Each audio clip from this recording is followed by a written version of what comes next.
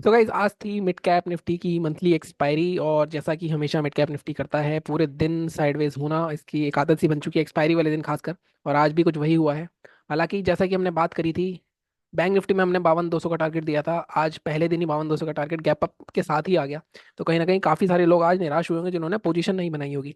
मेरा भी आज थोड़ा वीडियो बनाने का मन नहीं कर रहा था, क्योंकि पिछले कुछ दिनों से आपने देखा होगा कि प्रॉफिट हो रहा है, लॉस हो रहा है, प्रॉफिट हो रहा है, लॉस हो रहा है। आज भी अगर आप देखोगे, आज मतलब 2 बार प्रॉफिट में तो आया था मैं कहीं ना कहीं, बट थोड़ा सा हल्का सा लॉस, मतलब वो कहते हैं ना कि जब लॉस होना होता है उस दिन होता ही है। 2 बार ऐसा हुआ। एक बार मिड कैप निफ्टी की एडजस्टमेंट रेट पकड़ा मैंने, मिड कैप निफ्टी 12,550 की सी, आई थिंक 12,550 नहीं, 12,575 की सी थी। तो वो मैंने ₹2.5 की 1800 क्वांटिटी खरीदी। वो इमीडिएटली विद इन 2-3 सेकंड वो स्पाइक मारा उसने 5 बजे तक, मतलब मेरे को 4-5 हज़ार का प्रॉफिट दिखा। और इमीडिएटली स्पाइक मार के वो एकदम से नीचे आ गया, क्योंकि मैं नॉर्मली कोशिश करता हूँ कि मैं बड़े टारगेट के लिए जाऊँ जब भी एडजस्टमेंट जा रहा हूँ, भले ही मैं स्टॉप लॉस छोटा रखूँ। तो मैं वो कॉस्ट टू कॉस्ट निकला पहले तो।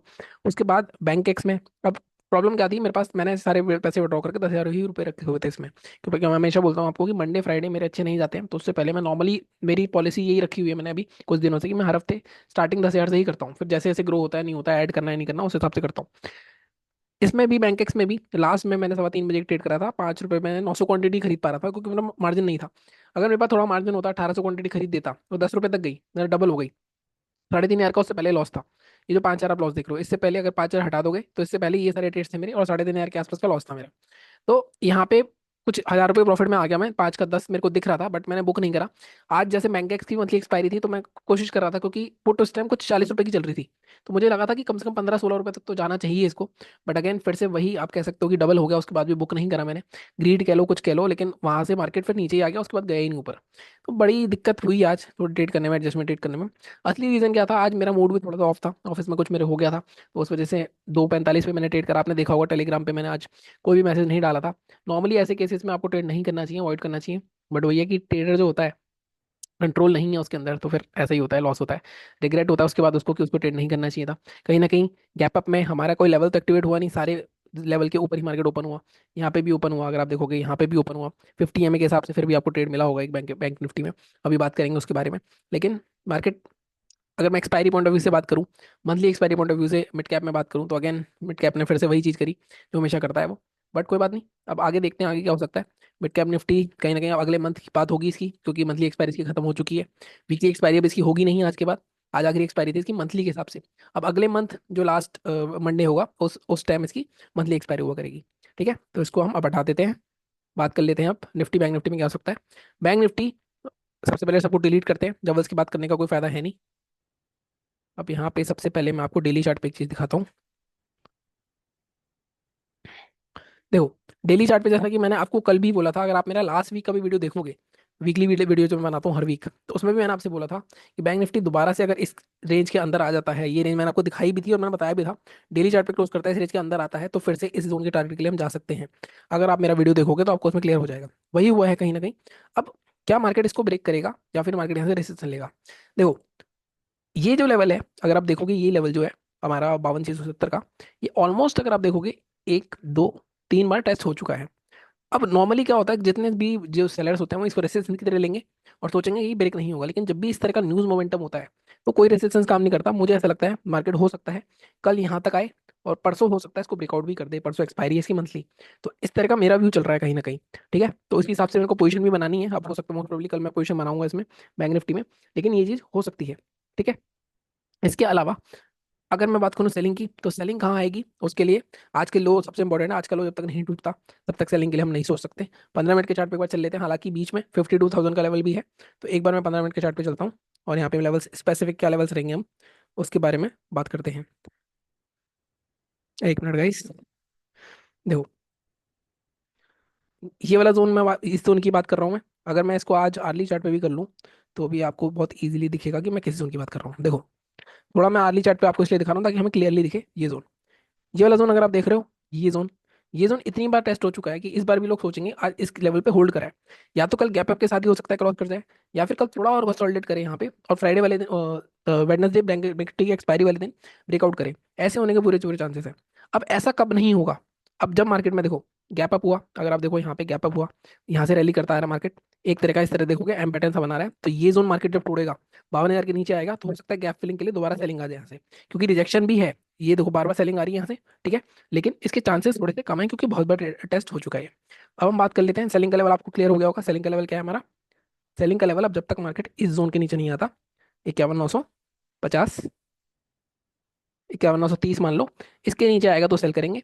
बाइंग कहाँ करनी है, बाइंग के लिए अगेन आज का जो हमारा हाई है, लेकिन आज के हाई के आसपास रेसिस्टेंस भी है। 52,200 है आज का हाई, क्या था आज का हाई है आपका 52,331, और ये जोन क्या है 52,449। तो बेसिकली अगर पोजीशन बनानी है तो 52,500 के ऊपर क्लोज करना चाहिए किसी दिन मार्केट को, किसी दिन या एक घंटे का भी सस्टेन कर गया तो यहाँ पे बाइंग आ सकती है। तो हम इसका जोन लेंगे, ये देखो 52,573 है। अब पॉइंट प्रॉब्लम क्या है, अगर मैं इंट्राडे के हिसाब से देखूं तो आज का ही 331 है, तो 331 आज का ही मार्क कर लेते हैं, 331, तो 350 का जोन लेंगे हम। 350 के ऊपर हम बाय तो कर सकते हैं, स्ट्रॉन्ग रेजिस्टेंस भी है। टारगेट लेकिन हमारे छोटे होंगे, टारगेट हमारे 550 तक के ही होंगे। असली जो मूव आएगा वो 550 के ऊपर आएगा, 500 520 के ऊपर आएगा। और ये अगर एक्सपायरी वाले दिन होता है तो बहुत बढ़िया रहेगा हमारे लिए, कल होगा तो सर, क्योंकि यहाँ पे गैप भी है अगर आप देखो तो, बट मुझे कल की उम्मीद कम लग रही है, मुझे एक्सपायरी वाले दिन की उम्मीद ज्यादा लग रही है। हालांकि अगर आपको याद हो तो लास्ट के 2-3 हफ्ते देखो आप, तो फिर निफ्टी की एक्सपायरी देखोगे तो फिर निफ्टी की एक्सपायरी वाले दिन ही मूव आ रहे हैं, बैंक निफ्टी वाले दिन मार्केट डेड हो जा रहा है। तो कहीं ना कहीं कल ये भी, कल भी हो सकता है ये चीज, तो दोनों चीज के लिए तैयार रहेंगे हम। अगर मार्केट 550 निकालता है तो फिर निफ्टी में भी आप जीरो हीरो बना सकते हो, तो वहाँ पे अच्छा मूवमेंट मिल सकता है हमें। ठीक है, तो ये हो गई हमारी। एक बार मैं 15 मिनट के चार्ट पे दिखा देता हूँ लेवल्स, मैंने क्या बात करी है आपसे। आई थिंक सेलिंग के टारगेट नहीं निकाले हमने, हाँ। सेलिंग में मैंने आपको क्या बोला, 51,900 या 51,900 ही ले लेते हैं।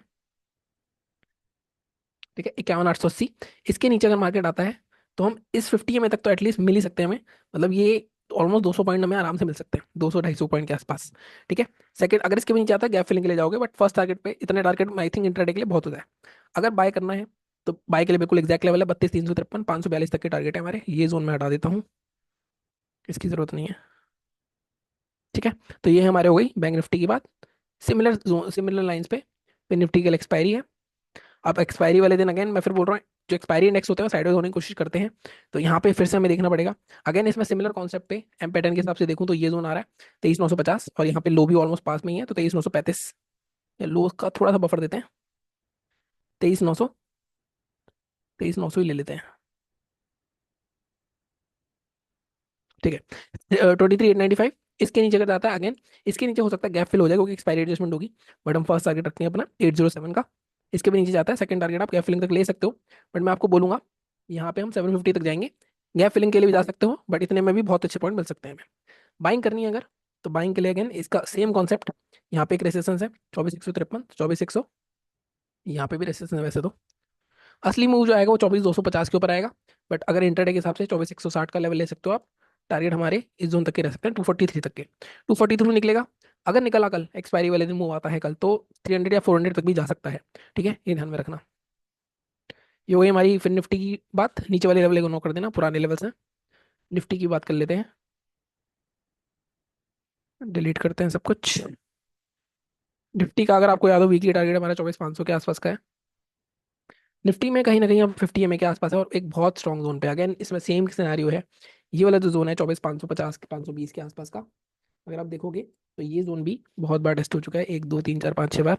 और यहाँ पे भी अगर निकलता है तो मार्केट ऊपर जा सकता है, तो लेकिन इंट्राडे के लिए अगर मार्केट इसका हाई ब्रेक करता है 24,351, या आप इसको 375 ले लो, तो 525 या 500 तक के टारगेट हम इजीली मिल सकते हैं हमें। अभी मैं 15 मिनट के चार्ट पे चल के दिखाता हूँ आपको। 369 का लेवल है, इसके ऊपर 525 या मैक्सिमम 490 तक जाते हैं, ये क्योंकि मेजर सेल ऑफ जोन है। 480 तक के टारगेट लेंगे हम यहाँ पे अगर जाता है तो। फर्स्ट टारगेट अगर आपको रखना है, फर्स्ट टारगेट हम रखेंगे 415, सेकंड रखेंगे हम 486 के आसपास का। ठीक है, सेलिंग करनी है तो सेलिंग इसमें अगर आप देखोगे निफ्टी में थोड़ा सा डिफरेंट पैटर्न बना है।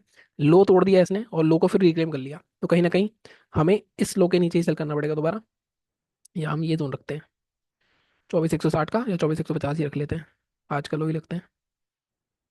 ठीक है, 24,137 के नीचे अगर आता है तो मार्केट ये 50 तक अगेन आ सकता है, 24,000 तक, 24,000 को दोबारा टेस्ट कर सकता है। फर्स्ट टारगेट हम रखेंगे अपना 24,060, सेकेंड टारगेट हम रखेंगे 24,000 के आसपास का। ठीक है, तो ये हमारे निफ्टी के लेवल्स हो गए। अगेन फिर मैं बोल रहा हूँ देखो, अल्टीमेटली क्या हो रहा है, देखो मैं आपको एक बात बताता हूँ, मंथली एक्सपायरीज पे काफी सारे लोगों की उम्मीद होती है बहुत बड़े बड़े मूव आएंगे, बहुत सारे मैं मानता हूँ कि जैसे कहते हैं कि बहुत सारी एक्सपायरीज हो गई थी, बंद करना जरूरी था। बहुत सारे ऐसे लोग भी हैं जो इन्हें एक्सपायरी से बेनिफिट कर रहे थे, बहुत सारे ऑप्शन सेलर्स भी ऐसे थे जो 5 एक्सपायरी की वजह से, जिनको ट्रेड करना आता है, अच्छे अच्छे रिटर्न कमा रहे थे। अब हो क्या रहा है, ऑप्शन सेलर्स के हाथ में धीरे धीरे मार्केट जा रहा है फिर से। लोग कह रहे हैं कि ट्रेंडिंग मूव आएंगे, ये होगा वो होगा, बट मुझे ऐसा लगता है कहीं ना कहीं, अगर ऑप्शन बायर के हित में कोई नहीं सोचता, रिटेलर के हित में कोई नहीं सोचता, जो भी चीज़ होगी वो बड़े प्लेयर के हिसाब से होगी। ज़्यादा साइडवेज रहने के चांसेस रहेंगे एक्सपायरीज पे, तो थोड़ा ध्यान से ट्रेड करना। आज भी अगर आप देखो, मैंने इसलिए कैपिटल अपना कम कर दिया था, कहीं ना कहीं पहली मंथली एक्सपायरी थी जो हमें देखने को मिली। लेकिन अब कल फिर निफ्टी की मंथली एक्सपायरी है, एक एक्सपायरी तो मूव आएगा बड़ा, अब वो आपने पकड़ लिया तो ठीक है, नहीं तो फिर आप वही स्ट्रगल करते रहोगे। तो थोड़ा सा ध्यान से, अगले पिछले 3 दिन का मेरा रिजल्ट देखोगे आप, तो एक दिन लॉस, फिर 11,500 का प्रॉफिट, फिर 8,000 का लॉस। तो ये चीज़ें चल रही हैं, देखते हैं इसको कोप अप करेंगे। चैनल को सपोर्ट करो, सब्सक्राइब करो। Thank you so much.